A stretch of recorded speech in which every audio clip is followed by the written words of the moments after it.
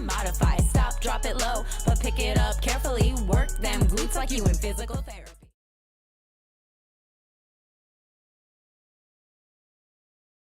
बिस्मिल्लाहिर्रहमानिर्रहीम। Welcome to my channel viewers. आज के इस लेक्चर में हम पढ़ेंगे टेंडन के बारे में। टेंडन, इसका स्ट्रक्चर और उनकी सबसे पहले हम सब देखते हैं कि टेंडन वैसे होता क्या है। टेंडन बेसिकली एक डेंस यानी कि गाढ़ा कनेक्टिव टिश्यू है जो कि मसल्स को कनेक्ट करता है बोन्स के साथ।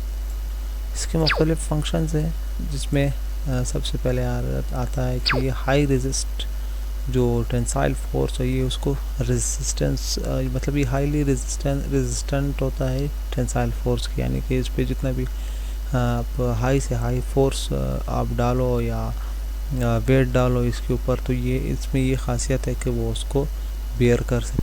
इसके बाद इसकी जो है ना एक जो आउटर कवरिंग है इसमें इसकी बेसिकली ब्लड सप्लाई होती है और इसका काम क्या होता है कि जो फोर्स है वो ट्रांसफ़र करे मसल से बोन्स की तरफ। ये जैसे आपको एरो पर दिख रहा है, मसल से बोन की तरफ ये फोर्स को ट्रांसफ़र करता है।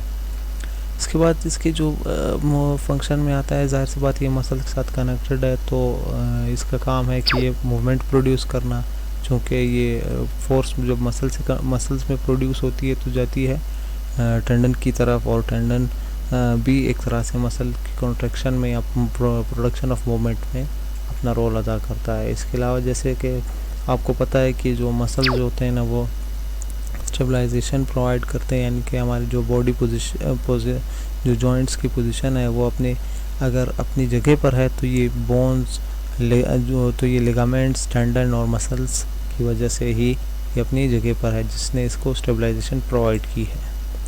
इसके बाद जो टेंडन है वो काइनेटिक एनर्जी स्टोर करता है अपने आप में। किस तरह के, जैसे हम इस पर स्ट्रेच प्रोवाइड, अगर हम जैसे हम लिम्ब्स को स्ट्रेच करते हैं, फ़र्ज़ कर रहे हैं हम अपने पाँव को स्ट्रेच कर रहे हैं तो जब पाँव को हम स्ट्रेच करते हैं तो वापस पाँव अपने ओरिजिनल पोजीशन में आ जाता है, यानी तो इसी तरह जो काइनेटिक एनर्जी है वो स्टोर होती है टेंडन में, जिसकी वजह से हमारा पाँव वापस अपने ओरिजिनल पोजीशन में आ जाता है।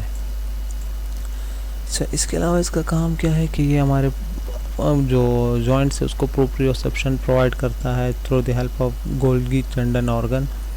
प्रोप्रियोसेप्शन बेसिकली क्या है, जैसे मैंने पिछले लेक्चर्स में भी आपको बताया है कि जो हमारी सेंस ऑफ जॉइंट पोजीशनिंग, यानी कि जो हमें सेंस है, हमें पता चल रहा है कि हमारी जो जॉइंट है वो किस पोजीशन पर है या जो हमारा आर्म किस पोजीशन पर मूव कर रहा है, तो बेसिकली इसको हम प्रोप्रियोसेप्शन कहते हैं। इसके अलावा जो है ना जो नर्व्स फाइबर है इसमें मुख्तलिफ़ टाइप के नर्व्स रिसेप्टर्स होते हैं, सेंसरी रिसेप्टर्स जिसको हम कहते हैं, जो कि पेन सेंसेशन और टच और प्रेशर को सेंस करने में मदद करते हैं। इसके बाद हम इसके स्ट्रक्चर को अगर हम उठा के देखें तो इसका बेसिकली ये कुछ यूँ स्ट्रक्चर आ रहा है, जैसे आप देख रहे हैं टेंडन बोन है, फिर टेंडन है और फिर मसल है। बेसिकली इसके डिवाइड जो स्ट्रक्चर है मैंने तीन एरिया पे डिवाइड किया है, जिसको हम 1 बाय 1 पढ़ेंगे। तो सबसे पहले जो ये स्ट्रक्चर है इसको हम कहते हैं टेंडन बेली या टेंडन बॉडी। दूसरा स्ट्रक्चर जो है ना जो बोन के करीब होता है इसको हम कहते हैं ओस्टियोटेंडनस जंक्शन, और जो तीसरा एरिया है या जो पार्ट है उसको हम कहते हैं मायोटेंडनस जंक्शन। जैसे नेम से ज़ाहिर है, myo means muscle and tendinous means tendon, junction means junction एक ऐसे पार्ट को कहते हैं या एरिया को कहते हैं जो दो चीज़ों के दरमियान एक कनेक्शन होता है। जैसे मैंने स्टार्ट में आपको बताया 3 पार्ट्स पे डिवाइड हुआ है। सबसे पहले इसके बाद हम टेंडन शीट की बात करेंगे। टेंडन शीट जो इसकी बेसिकली इसके स्ट्रक्चर में तो नहीं आता मगर इसके ऊपर कवर हुआ होता है, ख़ासतौर ऐसे एरिया में जहाँ के जो लिगामेंट्स हैं उनमें मूवमेंट थोड़ी ज़्यादा होती है, जैसे कि फोर आर्म में, या जो फोर आर्म मसल्स टेंडन है जो रिस्ट में पाए जाते हैं, आर्म में पाए जाते हैं। बेसिकली इसके 2 लेयर्स होते हैं। जो टेंडन शीट है इसको मेम्ब्रेनस लेयर भी कहते हैं, जिसको हम बेसिकली साइनोवियल मेम्ब्रेन भी कहते हैं। इसके बेसिकली आउटर लेयर जो है ना वो कोलेजन फाइबर से मिलके बना होता है, तो वो बेसिकली थोड़ा सा सख्त स्ट्रक्चर होता है ताकि जो इसके इनर लेयर को जो है ना प्रोटेक्शन प्रोवाइड करे, जबकि इनर लेयर जो है ना इसमें उसमें क्या होता है, उसमें साइनोवियल फ्लूइड मौजूद होता है। इसको मैंने आपको पहले भी इस पर लेक्चर में इसके बारे में समझाया था, बरसात वाले लेक्चर में। तो इसके बाद अगर हम first part of tendon structure देखें तो उसमें हमारे पास टेंडन बेली या जो टेंडन बॉडी आ जाती है। इसके स्ट्रक्चर में अगर हम देखें तो हमारे पास फर्स्ट कर लिए टेंडन है, ठीक है, ये जो बिल्कुल दरमियान जिसमें प्योर टेंडन जिसको हम कहते हैं। बेसिकली इसका स्ट्रक्चर कुछ यूँ है, जैसे कि आप ये देख सकते हैं, ये माइक्रोस्कोपिक स्ट्रक्चर। सबसे पहले इसमें जो आता है हमारे पास जो मेन जिसने सारे टेंडन फाइबर को अपने अंदर कंपैक्ट करके रखा होता है, उसको हम कहते हैं फाइबर बंडल। दूसरे नंबर पर हमारे पास आ जाता है फिजिकल मतलब वो एक फाइबर जो कि पाइप की स्ट्रक्चर का है। इसके अगर हम और डीपर स्ट्रक्चर में जाके देखेंगे तो हमारे पास ये स्ट्रक्चर सब फिब्रिल जिसको हम कहते हैं, वो जो एक पाइप के अंदर दूसरी पाइप, आप समझ ले कि आप ऐसे समझे कि एक बड़ी पाइप है, उस पाइप में एक और पाइप है, उस पाइप में फिर अंदर एक और पाइप है। तो ये बेसिकली किस तरह का स्ट्रक्चर प्रोवाइड करता है। इसके अलावा अगर हम और डीप में जाके देखें तो कोलेजन फाइबर आ जाता है, और कोलेजन की अगर हम और डीप स्ट्रक्चर में जाके देखें तो हमारे पास कोलेजन फिब्रिल आ जाता है। अच्छा, एक लेयर होती है जो सब इसको सराउंड करती है, उसको हम क्या कहते हैं, पैराटेनन, जो कि सारे जो मेन टेंडन है उसके आउटर स्ट्रक्चर को कवर करती है। जैसे फेशिया मसल को कवर करता है, इसी तरह पैराटेनन टेंडन को कवर करता है। अच्छा, इसके बारे में थोड़ा डिटेल में पढ़ेंगे। इसका काम क्या होता है कि ये जो दो टेंडन है उनको आपस में डिफ्रेंशिएट करती है, और ये जो आउटर लेयर है टेंडन की, बेसिकली जो पूरा स्ट्रक्चर है टेंडन का, उसके आउटर लेयर को कवर किया होता है पैराटेनन ने। जो ऐसा ये बेसिकली लूज एरियोलर टिश्यू से मिलके बना होता है, जिसका जो टाइप 1 इलास्टिन और टाइप 3 इलास्टिन सबसे ज़्यादा इसमें पाया जाता है। इसका काम क्या होता है कि ये लुब्रिकेट करे, यानी कि लुब्रिकेशन या जो मूवमेंट परफॉर्म करने के लिए एक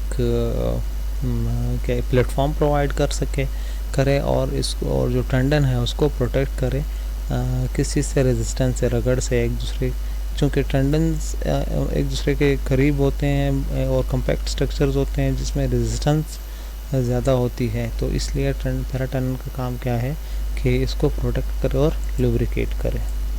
इसके बाद अगर हम पैराटेनन के बाद अगर हम टेंडन के जो इनर स्ट्रक्चर्स हैं जिसको हम एपिटेनन कहते हैं या एंडोटेनन कहते हैं, इसके बारे में अगर हम देखें तो जो इनर स्ट्रक्चर्स है, जो टेंडन जो क्या कहते हैं फिब्रिल्स हैं, उसको जो कवर किया होता है ऊपर स्ट्रक्चर से, उसको हम क्या कहते हैं, उसको हम बेसिकली एपिटेनन कहते हैं। और जो फिब्रिल्स के अंदर ही और फिजिकल्स होते हैं, या जो कोलेजन फाइबर्स को जो कवर किया होता है, या जो एंडोटेनन को जो एंडोफिब्रिल्स है उनको कवर किया होता है, या जो सब फिब्रिल्स जिसको हम कहते हैं उसको कवर किया होता है, उसको उसकी जो आउटर कवरिंग है उसको हम क्या कहते हैं, एंडोटेनन। अच्छा, जो एपिटेनन है बेसिकली जो नर्व्स होते हैं या ब्लड वेसल्स होते हैं या जो लिम्फेटिक वेसल्स होते हैं वो यहीं से गुजरते हैं, जो कि कुछ इस तरह के स्ट्रक्चर इख्तियार करते हैं। ये देख रहे हैं आप स्ट्रक्चर जो डायग्राम में। अच्छा, तो सबसे पहले मैं आपको कन्फ्यूजन यहाँ पे दूर कर दूँ कि पहले टेंडन आता है या क्या आता है, उसके बाद फिब्रिल, ये तो सारा थोड़ा सा नेटवर्क है, इसलिए थोड़ा मिक्स हो रहा होगा शायद आपसे। अगर ना हो रहा तो बहुत अच्छी बात है।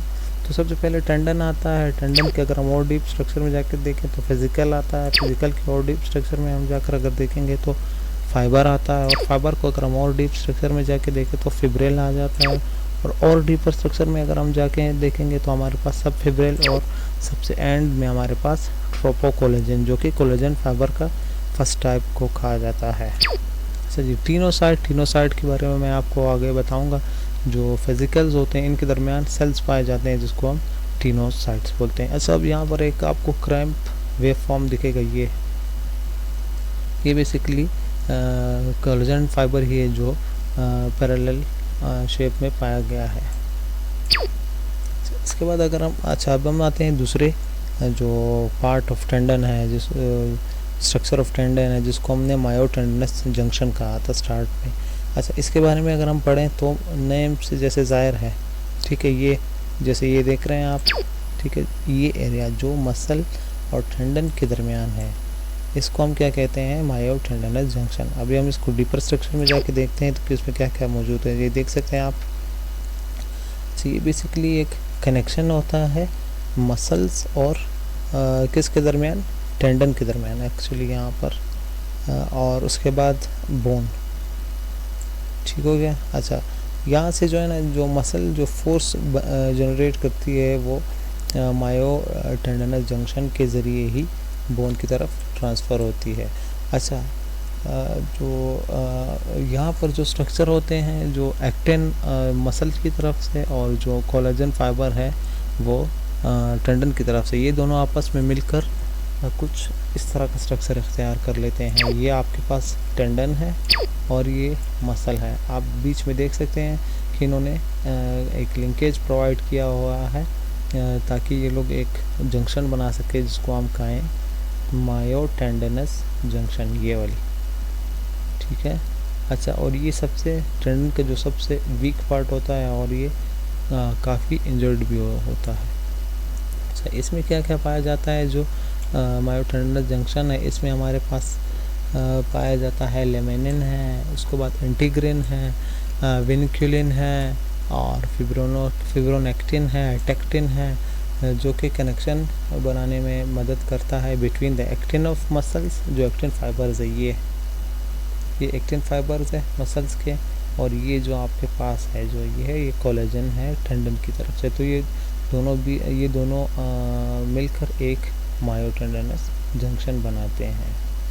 अच्छा जी, इसके बाद अगर हम थर्ड डिवीजन की तरफ आते हैं, जो टेंडन स्ट्रक्चर, उसको थर्ड पार्ट की तरफ अगर हम आए तो टेंडनस ओस्टियोटेंडनस जंक्शन जिसको हम कहते हैं, जो नेम से ज़ाहिर है, ओस्टियो मीन्स बोन और टेंडनस मीन टेंडन और जंक्शन मीन्स कनेक्शन, मतलब connection between tendon and bone.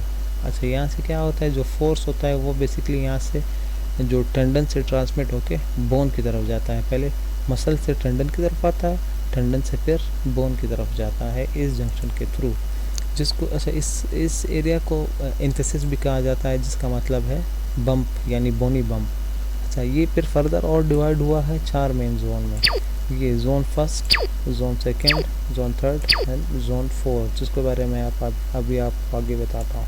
अच्छा, जोन फर्स्ट में सबसे पहले हम देखते हैं, जो जोन फर्स्ट है वो बेसिकली स्टार्टिंग स्टेज वाला एरिया है, जो टेंडन की तरफ से बोन की तरफ आया हो, यानी कि मसल्स की तरफ से आया हो बोन की तरफ। सब जो पहला पार्ट है उसको हम फर्स्ट जोन कहते हैं, ओस्टियोटेंडन का, ओस्टियोटेंडनस जंक्शन का। इसमें क्या होता है कि जो इसमें जो है ना कोलेजन वो होता है अलाइंड शेप में होता है, और कोलेजन टाइप 1 फाइबर पाया जाता है डेकोरेंट के साथ। जो जोन 2 है उसमें हमारे पास टाइप 2 और टाइप 3 कोलेजन एग्रीकेन और डेकोरेंट के साथ पाया जाता है। ये एरिया, जी हाँ, एरिया जो आप देख रहे हैं ये येलो में, ये इसको हम जोन सेकंड कहते हैं।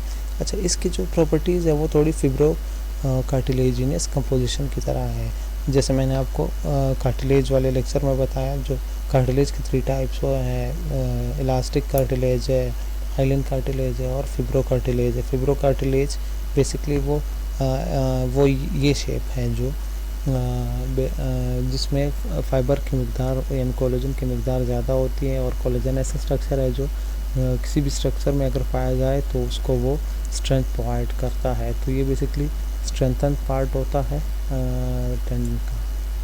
इसके बाद हमारे पास थर्ड जोन पर अगर हम आते हैं तो हम जितने हम बेसिकली बोन की तरफ जाते हैं उतने ही हमारी जो टेंडन है वो बोनी स्ट्रक्चर में चेंज हो रहा होता है। अच्छा, ये एरिया जो हम इसको हम थर्ड जोन कहते हैं, बेसिकली ये मिनरलाइज होता है फिब्रो कार्टिलेज और उसके साथ साथ कोलेजन फाइबर की टाइप 4 और टाइप 10 के साथ है, और इसके साथ साथ इसमें एग्रीकेन भी पाया जाता है। बेसिकली ये भी अच्छा, यहाँ पर जो है ना फिब्रो कार्टिलेज जो कंपोजिशन है वो और बढ़ती जा रही है फिब्रो कार्टिलेजिनियस कंपोजिशन की तरफ। जो फोर्थ हमारे पास जो लास्ट जोन है ओस्टियोटेंडनस जंक्शन का, उसमें क्या है, जो मिनरलाइज्ड कोलेजन है जिसमें हमारे पास टाइप 1 कोलेजन फाइबर पाया जाता है, बेसिकली ये बोन के सबसे जो कुछ लोग इसको बोन का हिस्सा भी कहा जाता कहते हैं, यानी कि और बेसिकली ये बना होता है शार्पीस फाइबर से।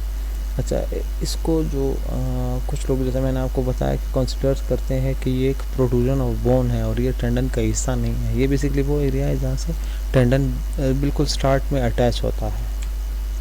तो ये आपके पास 4 जोन थे। इसके बाद हम सेलुलर कंपोजिशन यानी कंपोनेंट ऑफ टेंडन के बारे में हम देखते हैं, यानी कि जो बेसिकली माइक्रोस्कोप सेल कितने माइक्रोस्कोपिक लेवल पर अगर हम देखें तो उसमें सेल्स कौन कौन से सेल्स पाए जाते हैं और कितने मकदार में पाए जाते हैं।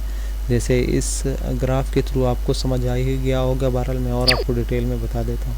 जो हमारे पास एक्स्ट्रा सेलुलर मैट्रिक्स हैं, जिसमें हमारे पास वाटर आ जाता है, कोलेजन फाइबर्स आ जाते हैं, इलास्टिन यानी कि लूज एरोलर टिश्यूज़ जिसमें आ जाते हैं, ये हमारे पास 80% पाया जाता है। उन 80% में क्या क्या मौजूद होता है ये मैं अभी आपको बताता हूँ।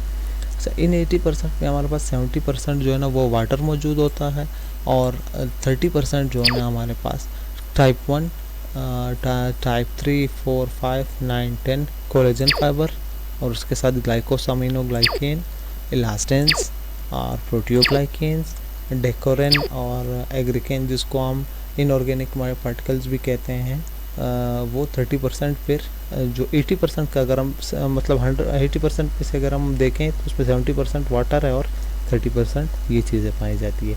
जो एग्रिकेन है और जो डेकोरेन है उसका काम क्या है कि वो जो मैट्रिक्स है उसको हाइड्रेट रखे, और कोलेजन का, जैसे मैंने स्टार्ट में आपको बताया, कोलेजन का काम स्ट्रेंथ प्रोवाइड करना है, और इलास्टिन्स वगैरह जो प्रोटियोग्लाइकेन्स है, ग्लाइकोसामिनोग्लाइकेन्स, इनका काम इलास्टिसिटी और स्ट्रेंथ प्रोवाइड करना, और इसके साथ साथ इनका काम है कि मैट्रिक्स को हाइड्रेट रखना, या सेलुलर फंक्शन में भी इनका रोल रहता है।